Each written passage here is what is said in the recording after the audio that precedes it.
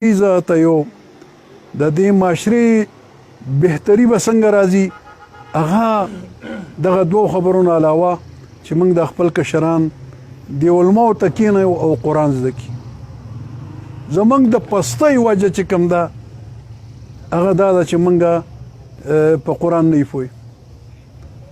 نو د خپل کشران دا تاسو کښېنوئ د علماو ته. ما وکتل، ما بل ورځ هم یو ځای کې دا وي چې مونږ خدای ولیدو، په خپلو سترګو هم څو پیري وکتو.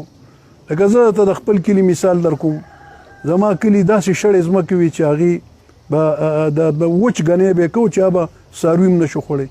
ما یو دیني مدرسه جوړه کړه، 300 ماشومان فی سبیل الله بغیر څه پیسه.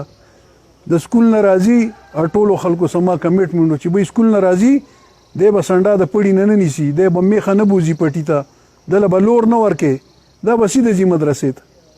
او مدرسه به انشاءالله الله به زما امداد کوي، دا به زه جوړم. په 3 کاناله ځای باندې مدرسه جوړه کړه، 300 ماشومان فی سبیل الله پکې لګیا دي. یو انقلاب راغی، هر سړي سره حدیث علم راغی، هر کس د قرآن. او بیا چې خدای په موږ رحمتونه راوورول، زموږ هغه ځمکې تاسو ورشئ ما سره چې کوم وخت کې هغه ځمکې زموږ شړې وي هغه تصویرونه هم راسه شته. او اوس هم درته زه ښیم، تاسو ګورئ په دې دنیا یو جنت دی.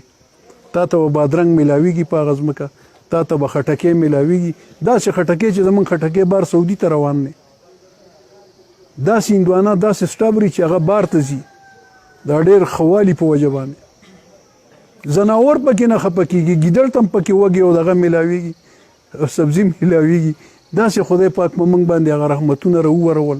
داسې یو بل ځای کې ما په پولیس کالج کې ساره لکانو ته پیټي مه کوئ، 1 غنټه یخني وه، ما 1 غنټه به تاسو د قرآن ختم کوئ. 2500 نفري وه ما سره، 1800 کسانو به د قرآن ختم کوئ. تاسو یقین وکئ هغه په 2مه ورځ باندې 133 ختمونه روزانه کېدل. دا پاکستان کې یو تاریخ، هر سهار 133 ختمونه به کېدل. 1800 نفري چې ته سپارې ورکړي. نو هغلته یو وچه چینه وه، 5 سال نه وچه وه، هغې داسې شنې اوبه راویښتې چې ټینکۍ ډکې شوې، لښتي ډک شو. د شاتو مچۍ د 100 کالو نه تللې وې، د شاتو مچۍ رالي، 25-26 ګبینونه یې واچول. هغه ځای کې د فروټو بوټي تقریبا 300 نه زیات. واحد په دغه کال باندې هغې فروټ شروع کړه، انګور یې شروع کړه، سیو یې شروع کړه، خرماڼه یې شروع کړه. ما سره تصویرونه یې چې زه تاسو ته وښیم، تاسو به حیران شئ. زه کوم چې موږ خدای وکتو، خو چې کله تا اخلاص وي او ګاډی په پاټلۍ واچې، والذین جاهدوا فینا لنهدینهم سبلنا، بیا به د الله تعالی امداد راځي. زه په دې 2 خبرو زور ورکوم چې زموږ د خېټې ته څه ځي چې دا د حلال وي، او دویم دا چې دا رشته پرې کول دا ډېر قبیح عمل دی. کوشش دا وکئ چې دا مسلې دا په دې ځای کې ختم شي، چې دا تاڼې ته رانه شي، چې دا اخوا ته رانه شي. باقي رزق دی. ما ته بله ورځ چاوي ګپ شپ کې یو ملګری راته لګیا وي، تا نه وکیلان خفه دي، اختر جاوید صاحب ناست دی. وایي دا خو موږ ګرځو په دغه کې، موږ خو یو ځای ګرځو. وایي دا ستاسې غلط فهمي ده، او که ما دا وردي ویسته زه هم تور کوټ اچوم، دغه شی خو ما هم کړی دی، ما صرف وردي اچولې ده که نه. زوی هم دا کوټ وکیل دی. مې دا تا غلط فهمي ده. بل دا دی چې کوم انسان ته دا پته وي چې 50,000 سال پهلې د روح نه مخکې زما رزق لیکل شوی دی، نو هغه دا سوچ کوي چې یاره زما رزق ختم شو. نه، رزق انسان پسې داسې کوشش کوي لکه څنګه چې انسان پسې مرګ کوشش کوي. رزق الله به تعالی مر راځي چې تا ته هغه اخري دانه هم پوره شي.